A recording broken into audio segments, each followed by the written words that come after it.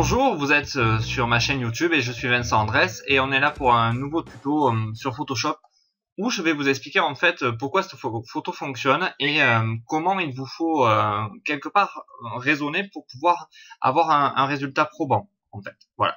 Donc c'est une photo à la base en couleur. Vous voyez, comme celle-ci, comme celle qu'on avait vue dans le précédent tuto et où je vous avais expliqué sur Nik Software comment avancer et comment évoluer en fait avec Silver Effect et Color Effect. Donc voilà. Donc là, on va dire qu'on a vu le traitement. Voilà. Là, c'est simplement le passage noir et blanc avec Photoshop.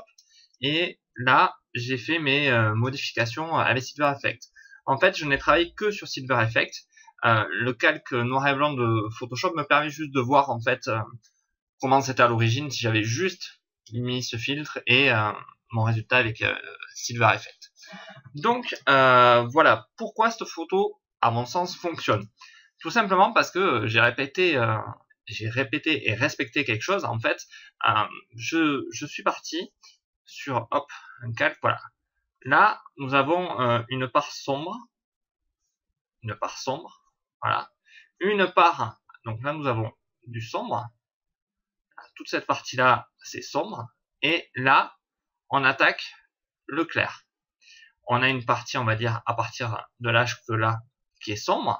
Et on a une partie claire. Une partie sombre, une partie claire. Et on a une autre partie qui est, on va dire, plus ou moins là qui est sombre, là qui est un peu plus clair, là qui est sombre, et qui va voilà jusqu'au sombre, et là qui est un peu plus clair.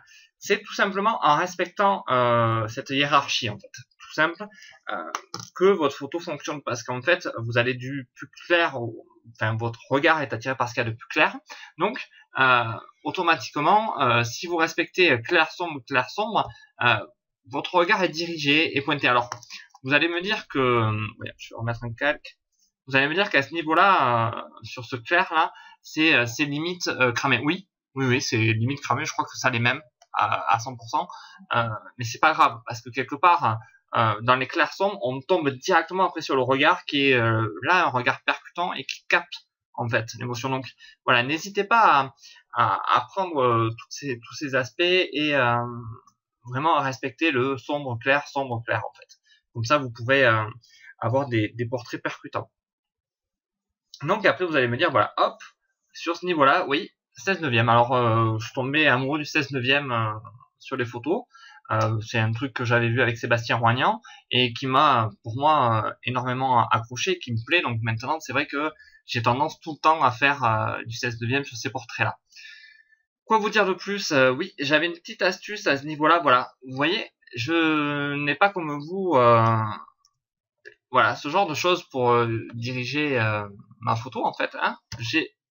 Voilà, je peux changer voilà les différentes choses. Donc là, on a le fameux nombre d'or en fait. Hein, vous voyez, hop, pour attirer le regard.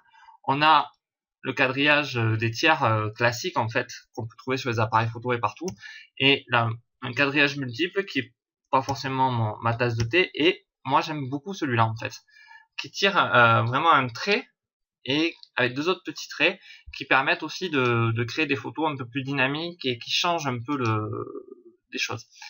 Voilà, c'est un petit truc. Alors pour changer comme ça, l'astuce elle est, vous passez dans le mode recadrage et vous appuyez sur O.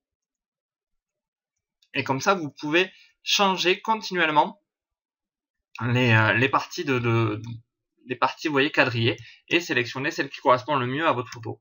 Alors là, je sais pas, moi je prends toujours celle-là.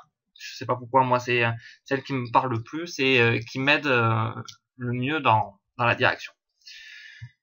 Donc voilà, c'était un petit tuto relativement rapide, hein, je vous le remontre. Alors n'oubliez pas, voilà, clair sombre, alors c'est un peu brouillon, mais donc on repart, partie sombre, partie claire. En fait, il aurait fallu la faire un peu plus par là. Donc, on va reprendre la gomme. On a, voilà, hop, on a une autre partie, on va dire, sombre. Une autre partie, voilà, qui est claire. Et on peut dire carrément que toute cette partie-là est sombre. Et si vous voyez, on respecte sombre, clair, sombre. Voilà, il faudrait le recadrer là et que le clair soit au milieu, mais voilà, c'est quelque chose qui fonctionne. Voilà, n'oubliez pas, sombre, clair, et vous n'aurez pas de soucis, vos photos auront du punch, auront un caractère.